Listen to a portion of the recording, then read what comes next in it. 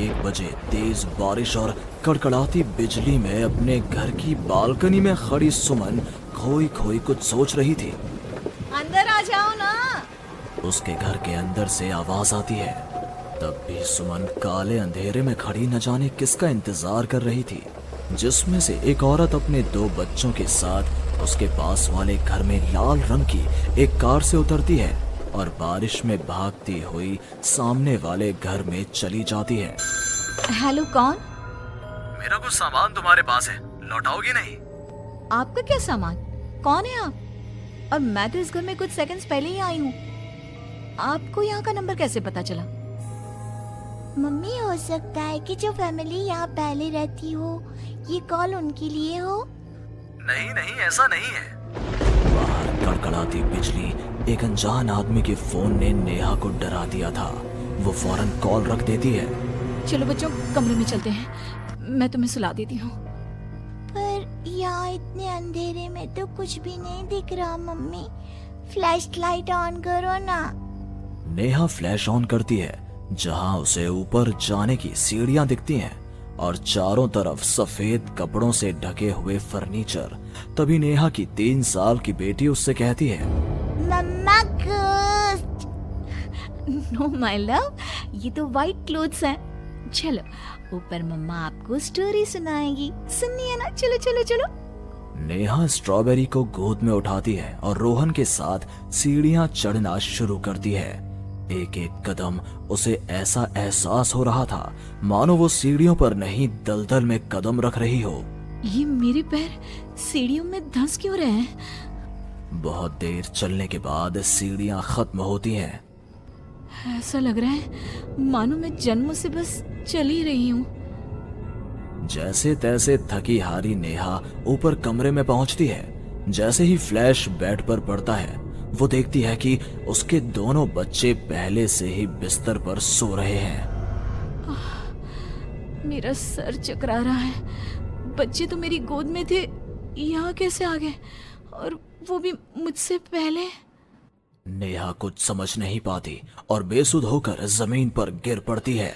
अगली सुबह उसकी आंखें सूरज की किरणें चेहरे पड़ने से खुलती हैं। नेहा बालकनी में जाती है, जहां उसे सुमन अपने बालकनी में खड़ी दिखती है। ऐसा लग रहा था मानो सुमन रात भर से वहीं खड़ी थी। सुमन नेहा को मुस्कुराकर देखती है। हेलो, मैं यहाँ कल ही शिफ्ट हुई हूँ। मेरे हस्बैंड का यहाँ ट्रांसफ़र हुआ है। आसपास कहीं घर ही नहीं मिला, तब 40 किलोमीटर दूर यहाँ ये घर मिला। आप यहाँ पर कब से हैं? पता नहीं, सालों हो गए, यहाँ कोई आया ही नहीं। पर अब तुम आई हो तो राहत सी लगी। आओ ना घर पर।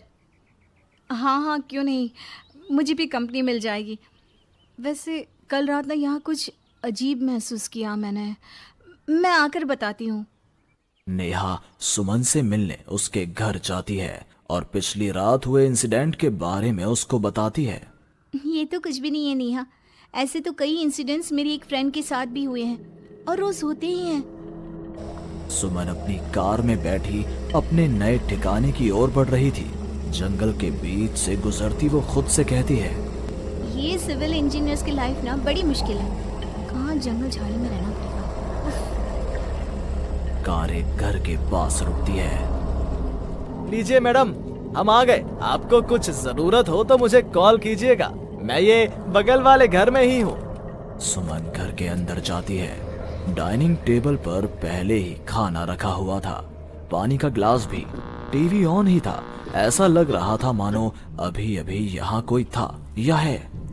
चलो, कंपनी अच्छी है, सब अरेंजमेंट्स मेरे आने के पहले ही कर रखे हैं। सुमन खाने की टेबल पर बैठती है, जहाँ 5 लोगों का खाना परोसा हुआ था। ये 5 प्लेट किसके लिए सर्व कर दिया? हाथ है। सुमन अपनी प्लेट से खाना शुरू करती है और उसी वक्त बाकी 4 प्लेटों से भी खाना गायब होने लगता है।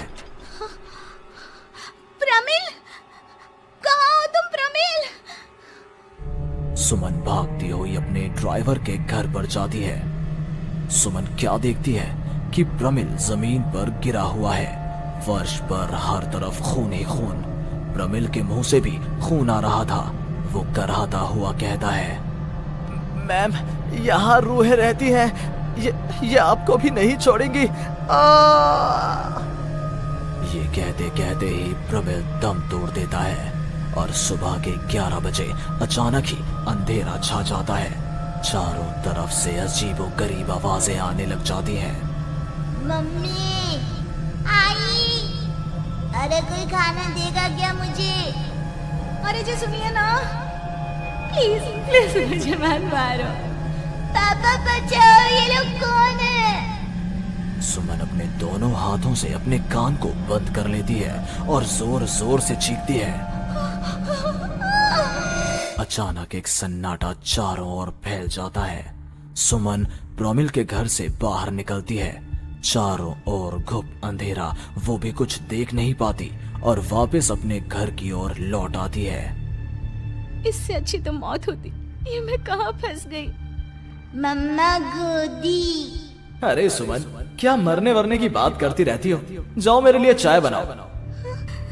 ये कौन बोल रहा है? तभी अचानक से घर की लाइट्स ऑन हो जाती हैं। सुमन देखती है कि वो किचन में है। उसके ठीक बगल में एक औरत, जिसके बाल उसके चेहरे की ओर थे, गैस के फ्लेम में अपने दोनों हाथों को पका रही थी। तुम कौन हो? कौन हो तुम? और यहाँ क्या कर रही हो? इनको बहुत पसंद है मेरे हाथों का खाना, तो मैं भी चखवा दूं क्या?